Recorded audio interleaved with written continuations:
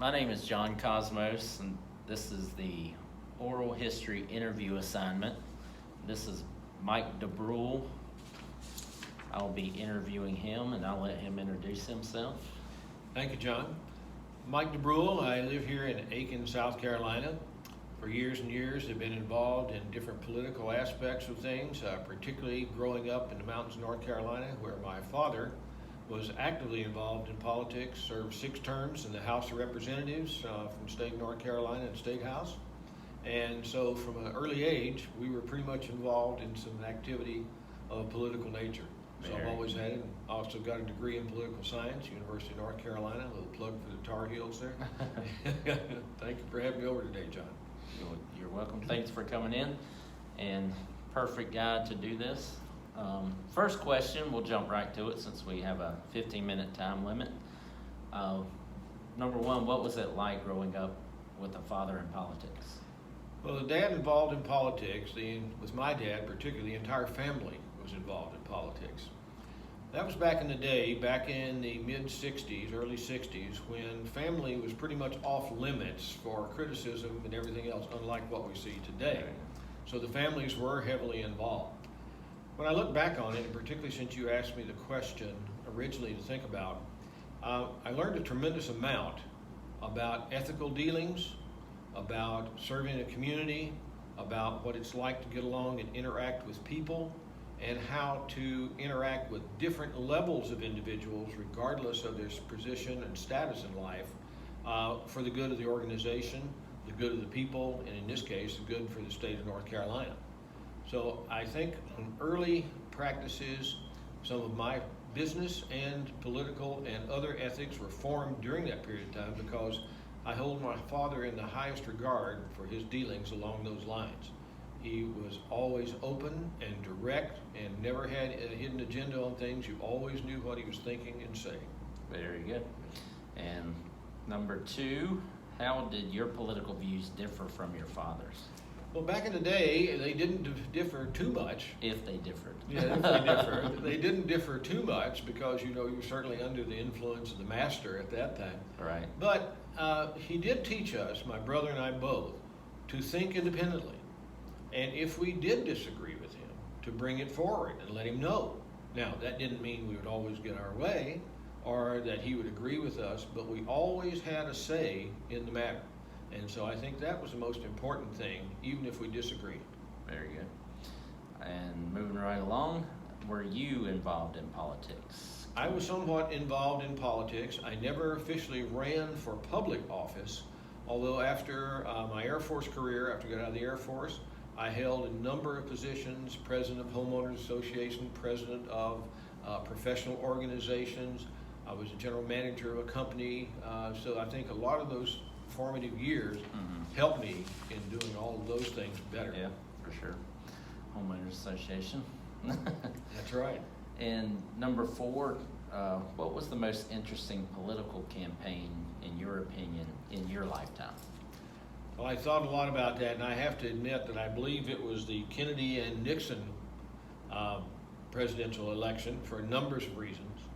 Number one, that was the time when the first debates were actually done on television. Secondly, we had the youngest candidate in history running, the Democrat, John Kennedy, running at that time.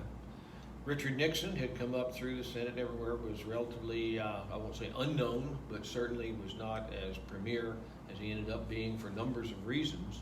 So that presented a tremendous amount of conflicts because there was a side of folks who at that time wanted to have tried and true and older candidates, and those who were looking for a younger and changed. Right. And so I think it created quite the dynamics that ended up in the election of Kennedy. Very good. And number five, who was the first person you personally voted for president? Well, that was 1968, and I voted for Hubert Humphrey at that time. When 1968 came through there, and Humphrey had come forth, and so voted for him in 68. I don't know a lot about Hubert Humphrey. Not many people do. Probably wasn't elected. All right, I assume he was not elected. Good. Number 6, have you always been a member of the same political party that you're affiliated with now? No. In North Carolina, my father was a Democrat. Okay. Of course, solid South back then, it was Right. Democratic all over. But since starting with the Reagan administration and having seen some of the things that went on and that the Democrats had not lived up to some of the standards, whether it was through the Carter administration that went through like that. Later on, there were some very deleterious things that took to happen. So when Reagan came along offering a fresh view, even though he was an actor or that Right. type of thing, he had a solid gubernatorial background, and so that was the one I voted for at that particular time. Okay. And so changed parties at that time and have been pretty much staunch Republican, although I never believe in voting a straight ticket. You vote for the person who's the most qualified and has the best ethics and morals. Very good. Which is usually a Republican. Well, we would hope so. That's exactly right. And that kind of answers question number 7. I was going to ask what your political party affiliate is now.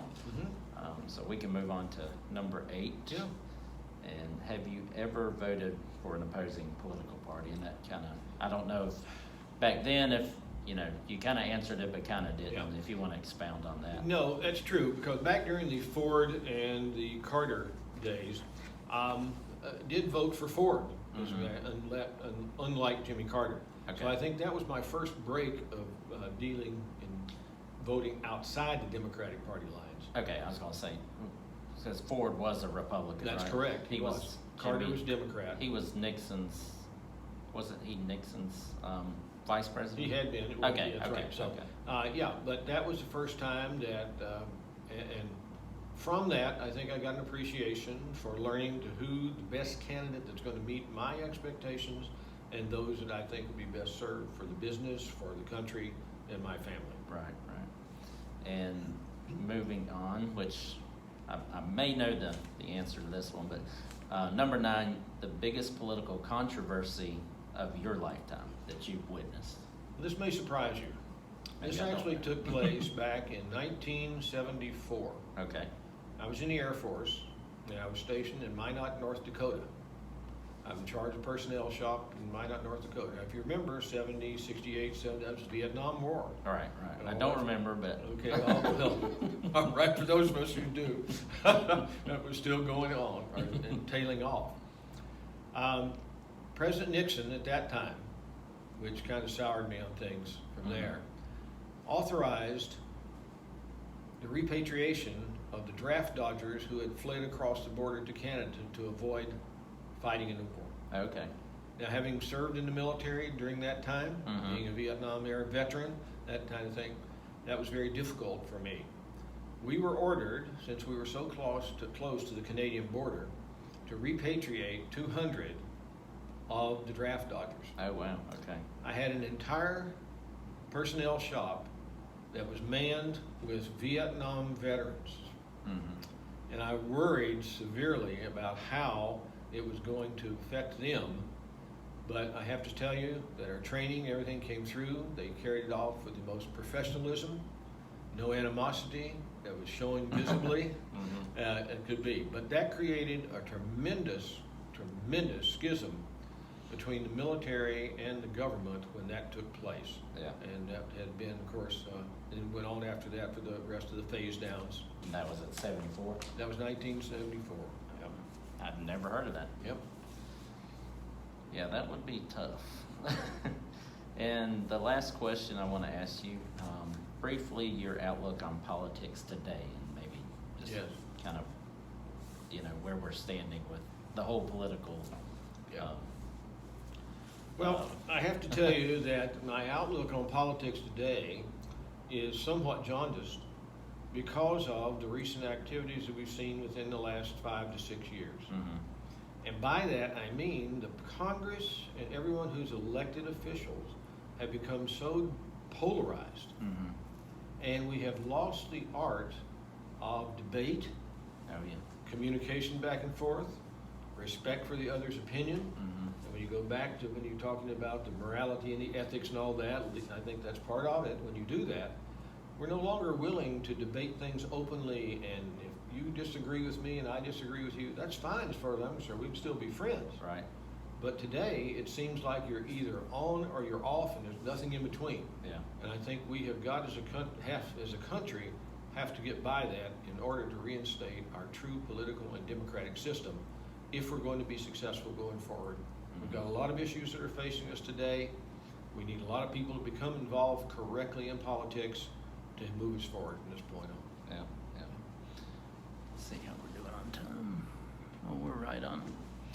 Well, I think that will conclude our interview. I hope this has been helpful to you, It's been very helpful. and I congratulate you for being involved in these courses. Thank you, sir. Yeah. Thank you, sir.